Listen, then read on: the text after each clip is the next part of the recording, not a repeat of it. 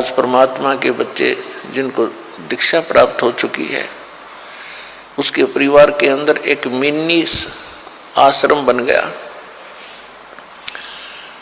ऐसा स्थान बनाया जाता है जहाँ भगवान के स्वरूप को रखते हैं, जहाँ परमात्मा की ज्योति जलाई जाती है। सभी उठकर वहाँ प्रणाम करते हैं। सुबह और शाम दोपहर को भगवान की चर्चा चलती है, रमैणी होती है, आरती होती है, सुबह के नित्यनेम होते हैं। फिर दिन में जब भी टाइम लगता है, कोई मंत्र कर रहा है, कोई सिमरन सतनाम का कर रहा है, तो कितना माहौल बदल गया। ना उसमें बकवाद बतलावा वो नो बोला, वो नो बोला, उसका नाश होगा, उनका ऐसे नुकसान होने वाला है, वो ऐसे गलती करते हैं। तो इस तरह की बकवादें बतला के उस परिवार, उस घर के अंदर हम ये कुविचार छोड़ देते थे। फिर वो कुविचार हमारे मस्तिष्क में टकराते रहते थे, हमें डिस्टर्ब रखते थे, शांति नहीं होने देते हैं।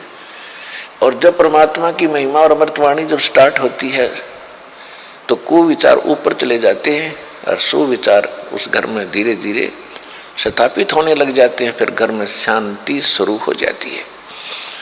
ये तरीका है। अब कहीं भी परमात्मा की चर्चा नहीं। सुबह उठते या तो न्यूज़पेपर पढ़ देंगे जिनमें कोरी झूठ बकवाद भर रखी होती है, समाचार पत्र, या टीवी चलाएंगे, समाचार सुन लेते हैं, सारे दिन बकवाद गड़े, या फिर फिल्म देखेंगे। तो जब तक प्राणी के पूर्व जन्म के शुभ संस्कार चलते हैं तब तक वो कुछ भी करता रहे, और सपने में भी भगवान याद ना करो, उसको सारे सुख मिल रहे होते हैं। तो संसार ये देखता रहता है, भगत भी डिस्टर्ब हो जाते हैं कि हम भक्ति भी कर रहे हैं, हमें आपत्तियों का फिर भी कोई ना कोई सामना करना पड़ जाता है। और दूसरा व्यक्ति सारा दिन बकवाद करते हैं, शराब पीते हैं, ताश खेलते हैं, राजनीति में बड़े रहते हैं, और कोई भी बुरे काम की कोई टाल नहीं उनके, और वो फिर भी सुखी है।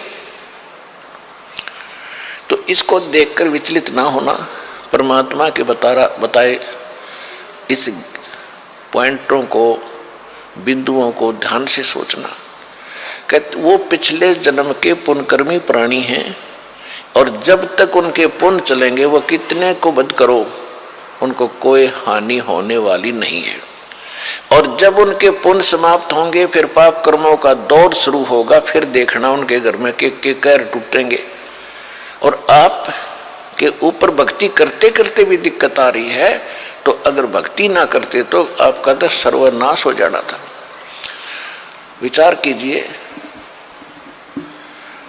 जैसे आप जी ने सर्दी के मौसम में कंबल ले रखा है या स्वेटर पहन रखी है और सर्दी फिर भी लग रही है, तो ये ना सोचना कि आप उस स्वेटर ने आपका बचाव नहीं कर रखा। अब जैसे यहाँ भक्त कई कहते हैं जी हमने पाठ भी करवा लिया, जोत भी बोल दी, चौथी हाजरी भी लग गई, अभी तक हमें कोई विशेष लाभ नहीं हो पा रहा। ये तो हो ही नहीं सकता कि जब आप इतना कर्म कर रहे हो भक्ति का तो कोई लाभ ना हो। ये तो आपकी अनजान सोच है, बालक बुद्धि है। अब जैसे सर्दी का मौसम है, किसी ने स्वेटर पहन ली और फिर भी उसको सर्दी लग रही है, तो ये ना सोचना कि स्वेटर ने अपना काम ना कर रखा। स्वेटर अपना काम कर रही है, लेकिन सर्दी अधिक है तो उसके लिए जर्सी और पहन ले ऊपर के, और उसके बाद भी सर्दी महसूस हो रही है तो कंबल ओढ़ ले। यानी ये नहीं है कि ये कहना कि मैंने जर्सी भी पहन ली फिर भी सर्दी का लग रही हाथ पैरों को। तो ये तो अनजान व्यक्ति कहेगा जिसने इस प्रोसेस का पता नहीं, भगवान के मार्ग का ज्ञान नहीं। तो जो आप पुण्य कर रहे हो और विधिवत कर रहे हो, पूरी विधि यहाँ पर प्राप्त है। गुरु जी के बिना दान करना व्यर्थ है। आप जी को सतगुरु मिले हैं, आप जी को विधि मिली है, आपको पूर्ण परमात्मा मिला है, पूर्ण परमात्मा का मार्ग मिला, सत भक्ति मिली है, और फिर आप साधना सही कर रहे हो, तो आप ये ना सोचना कि आपको लाभ नहीं हो रहा। आपके पाप कर्मों की सर्दी घनी है, और ये करते करते भी कहीं ना कहीं से थोड़ी बहुत ठंड महसूस हो रही है।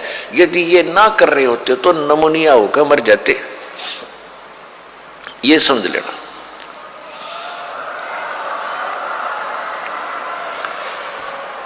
इस तरह आप जी ने अपने इस भक्ति सफर को डिस्टर्ब नहीं होने देना, जो मार्ग बता दिया इस पर चलते रहना, घर पहुंच जाओगे, सारे सुख होंगे, यानी अपने सतलोक चले जाओगे और यहाँ भी राहत बहुत मिलेगी। तो इसी प्रकार जो ऐसा कहते हैं वो बालक है, और फिर ये सोचे कि हम भक्ति भी कर रहे हैं, दूसरा कुछ भी नहीं करता, उसके ठाठ हो रहे हैं, तो वो भी आप इस ज्ञान से सोचना कि जब बैटरी किसी ने चार्ज कर रखी इन्वर्टर की और आगे चार्जर है नहीं, उनके पास लाइट कनेक्शन नहीं है, और उनकी बैटरी फिर भी उनके पंखे चल रहे हैं, बल्ब भी जग रहे हैं,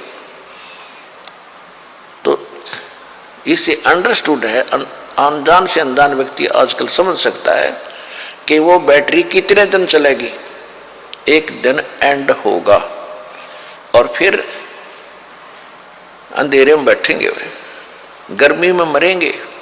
इसी प्रकार जब तक पुण्य कर्मों की बैटरी चार्ज है पूर्व जन्म की, तब तक वो आपको सुखी दिखाई देते हैं, चाहे कितने खोटे खोदो, और आप अच्छे भी कर रहे हैं और फिर भी महसूस करते हो हम दुखी। आप दुखी नहीं हो, आपके ऊपर तो ना जाने के कहर टूटना था, भगवान ने आपकी रक्षा कर रखी है। तो इस करके संसार की तरफ ना देख करके परमात्मा के इस ज्ञान को आधार बना के इस भक्ति मार्ग पे चलना।